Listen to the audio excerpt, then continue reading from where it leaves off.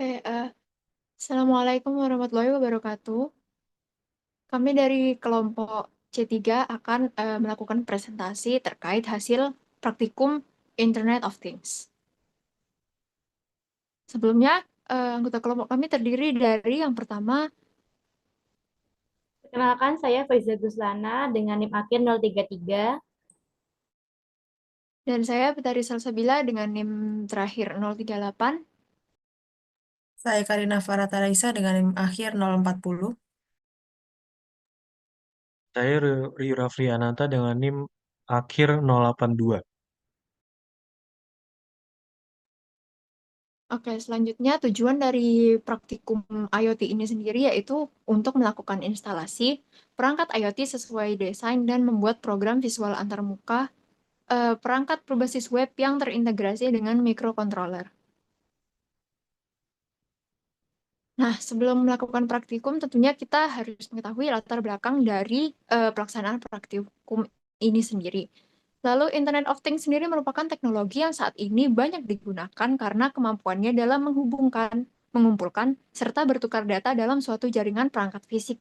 Nah, dalam bidang medis, IoT sendiri dimanfaatkan untuk memantau pasien melalui perangkat seperti sensor dan alat yang dapat dikenakan atau wearable device. Nah, dalam konteks teknologi kesehatan, IoT merujuk pada jaringan perangkat yang saling terhubung dan dapat mengumpulkan, mentransmisikan, serta menganalisis data kesehatan pasien secara langsung. Dengan IoT, pemantauan pasien dapat dilakukan secara berkelanjutan, meningkatkan efisiensi operasional rumah sakit, dan memberikan perawatan yang berbasis data. Selanjutnya, kita juga perlu mengenal beberapa komponen dan alat bahan yang tentunya kita gunakan pada praktikum. Yang pertama yaitu konsep dari Internet of Things sendiri. Internet of Things adalah sebuah metodologi atau sistem yang memungkinkan objek-objek di dunia nyata untuk dapat berinteraksi dan berkomunikasi satu sama lain dengan bantuan teknologi jaringan. Dalam konsep ini, perangkat-perangkat fisik seperti sensor, alat elektronik, atau perangkat lainnya terhubung melalui internet sehingga memungkinkan pertukaran data dan informasi. Hal ini disampaikan menurut Muhammad NB et al. Pada tahun 2021. Konsep yang kedua yaitu Wemos D1 ESP8266 yang merupakan salah satu komponen yang kita gunakan pada praktikum.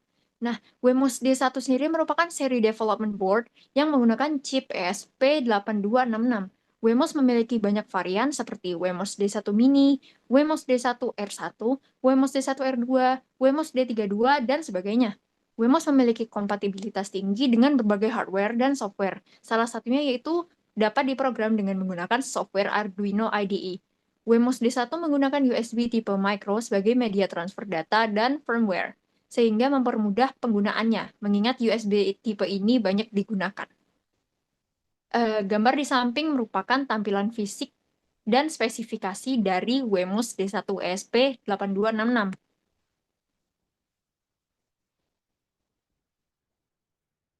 Yang ketiga, masih dengan komponen yang akan kita gunakan pada praktikum, yaitu Keys Easy Module Shield V1. Keys Easy Module Shield V1 sendiri merupakan papan pembelajaran Project Arduino yang telah dilengkapi dengan library dari semua model yang telah diuji sehingga dapat digunakan secara langsung.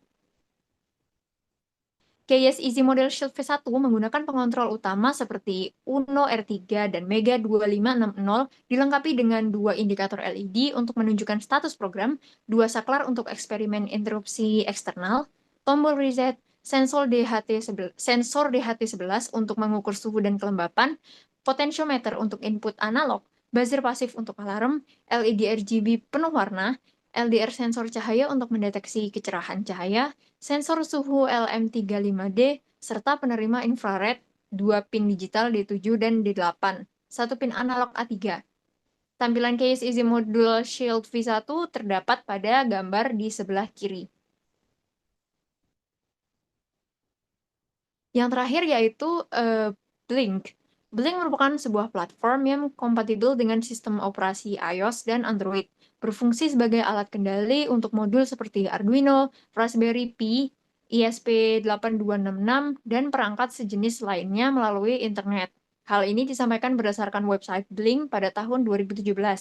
Penggunaan aplikasi Blink sangat user-friendly dan dapat diakses baik melalui perangkat Android maupun iOS. Aplikasi ini tidak terkait dengan komponen atau chip tertentu, tetapi memerlukan board yang memiliki akses Wi-Fi agar dapat berkomunikasi dengan perangkat keras yang digunakan. Blink terdiri dari 3 komponen utama, yaitu aplikasi, server, dan libraries. Server Blink berperan dalam mengelola semua komunikasi antara smartphone dan perangkat keras. Hal ini disampaikan oleh D. Eridani et al. Pada tahun 2017.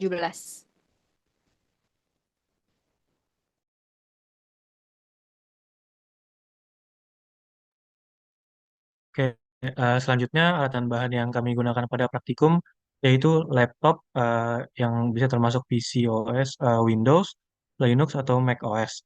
Selanjutnya ada Wemos D1R1 ESP8266 yang sudah sebelumnya dijelaskan, software Arduino IDE, kabel micro USB, driver CH340 yang terdapat pada Wemos, dan juga case Easy Module Shield V1.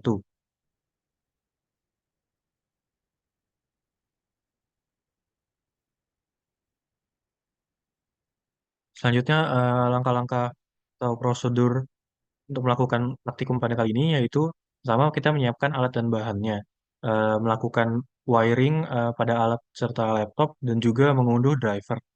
Selanjutnya membuat program visual antarmuka perangkat berbasis web yang terintegrasi dengan microcontroller. Lalu mendefinisikan 3 parameter utama Blink yang dimana ini ada template ID, device name, dan auth token yang bisa didapat melalui Blink. Selanjutnya yaitu konfigurasi template Blink IoT, lalu penambahan perangkat IoT pada Blink, ada sketch dasar koneksi device ke Blink IoT, dan yang terakhir kita testing koneksi board Wemos dengan Blink IoT-nya.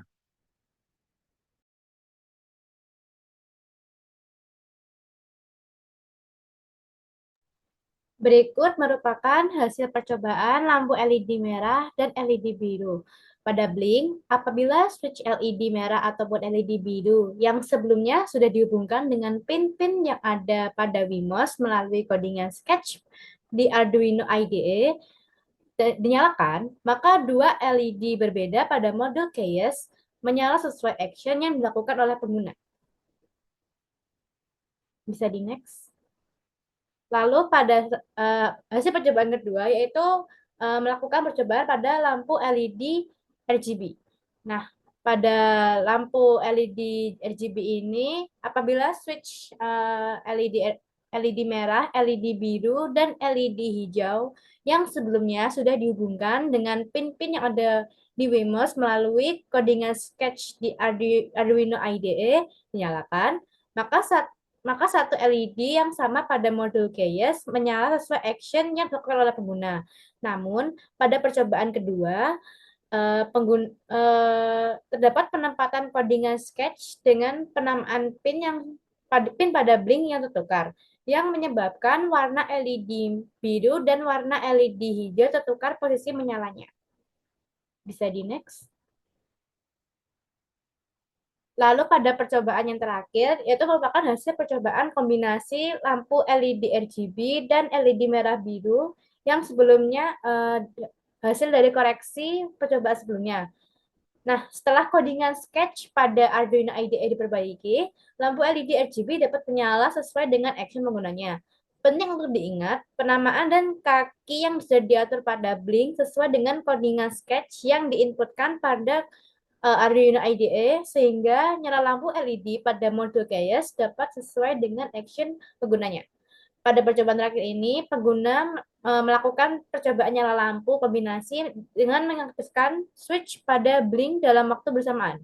Nah, pada lampu LED merah dan LED biru akan menyala sesuai dengan LED-nya masing-masing.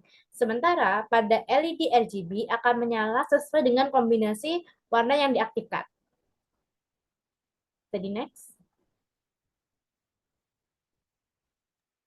Pada pembahasan untuk praktikum kali ini, praktikum IoT ini bertujuan untuk melakukan instalasi perangkat IoT sesuai desain yang telah dibuat, serta membuat program visual antarmuka menggunakan alat seperti Wemos atau modifikasi dari ESP8266 dan software Arduino IDE dan Blink.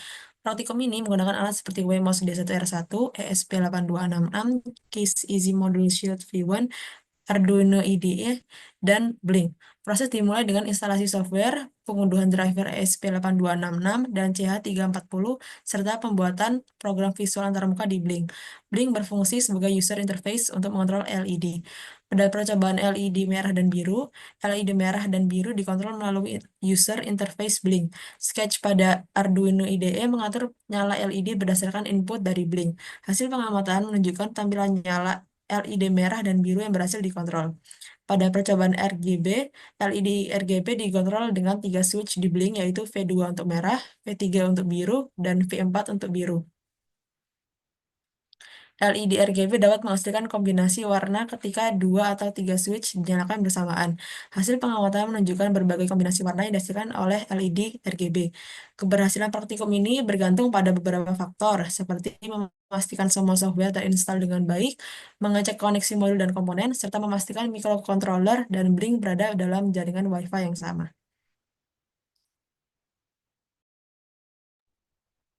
Kesimpulan dari praktikum ini yaitu berdasarkan hasil percobaan yang telah dilakukan, dapat disimpulkan bahwa instalasi perangkat IoT sesuai dengan desain yang telah dirancang dapat dilakukan dengan baik, serta integrasi antara microcontroller dan antarmuka visual berbasis web dapat berjalan sesuai dengan fungsinya. Implementasi program pada Arduino IDE memungkinkan kontrol perangkat secara real-time melalui platform Blink, sehingga pengguna dapat mengoperasikan perangkat IoT dari jarak jauh. Penting untuk diingat, penamaan dan konfigurasi pin pada Blink harus sesuai dengan kode yang diinputkan pada Arduino IDE, agar LED pada modul case dapat menyala dan berfungsi sesuai dengan action yang diinginkan oleh pengguna. Keselarasan antara pin Wemos, perangkat Blink, dan input pada Arduino IDE, serta konektivitas jaringan sangat berpengaruh dalam keberhasilan implementasi IoT yang optimal. Berikut referensi yang kami gunakan dalam praktikum kali ini. Sekian dari kelompok kami. Apabila ada kurangnya mohon maaf. Akhir kata, wassalamualaikum warahmatullahi wabarakatuh.